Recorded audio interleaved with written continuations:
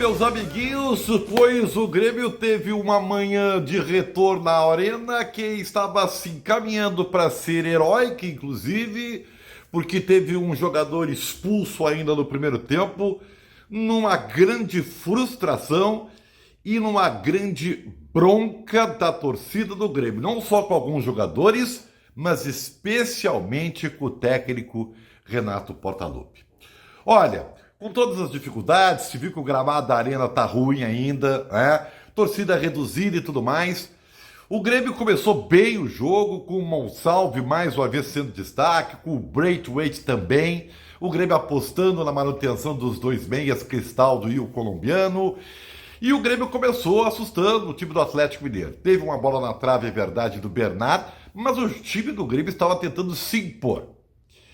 E aí o que acontece? Acontece uma expulsão que realmente foi uma expulsão, eu não diria infantil, como o Renato falou na entrevista coletiva, mas foi um erro técnico, né? Estava muito distante do gol para o Gustavo Martins fazer aquela ação. E aí alguém pode dizer, mas estava longe do gol, o Davidson nem tinha pego na bola ainda.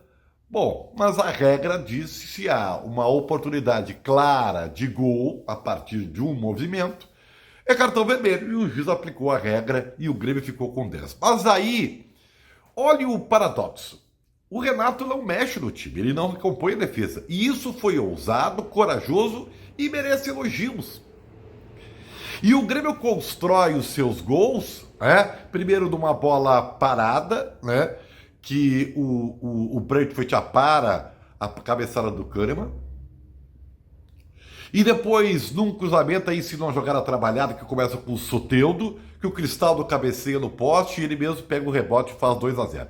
E naquele momento, o Grêmio, com um jogador a menos, tinha realmente o jogo controlado. O Atlético não levou mais nenhum perigo ao gol do Marquezinho, porque o Grêmio se postou bem, o Grêmio tinha dois meias que desaceleravam o jogo, ou seja, impediam um arroubo da equipe do Atlético, que até, na minha opinião, fazia um jogo ruim que demorou a mudar. E veio o intervalo e o Renato acerta de novo, não mexe na equipe, tava bem, o jogo estava encaixado, o time do Grêmio estava encaixado. E aí acontece um problema. E olha que antes disso, o Grêmio teve duas chances para marcar o terceiro gol. Primeiro com o Braithwaite, numa cobrança de escanteio no poste, e o outro na jogada do Soteldo, que o Monsalve bate de primeira, meio desequilibrado, mas estava quase na pequena área. Então o Grêmio, além de conter o time do Atlético, o Grêmio chegava e levava perigo ao Galo, mesmo com o jogador a menos. Mas aí, pelos 13 minutos e meio, não me esqueço disso aí, Renato resolve inventar. Renato tira Monsalve e Braithwaite, os dois melhores jogadores do Grêmio no jogo. Esse Monsalve vai dar muitas alegrias, tá? É jogador diferente. O Braithwaite estava bem, incomodando a zaga, fazendo pressão alta, se movimentando, ajudando até o Cristaldo, que estava fazendo um meio espaço pela direita, não é muita dele, mas aí o Renato acertou e deixou o colombiano no meio. Veja, eu estou falando de acertos do Renato. Pois o Renato resolve, né, com a sua folhinha ali, né, de modo empírica, olhando, para que tá muito bom, vou estragar. E ele estragou. Ele tira os dois melhores jogadores, né, para colocar o Edenilson e o Nathan Felipe. Ou seja, ele inicia aquilo que o Atlético mais precisava. O campo inteiro à sua disposição, sem nenhum perigo de contra-ataque.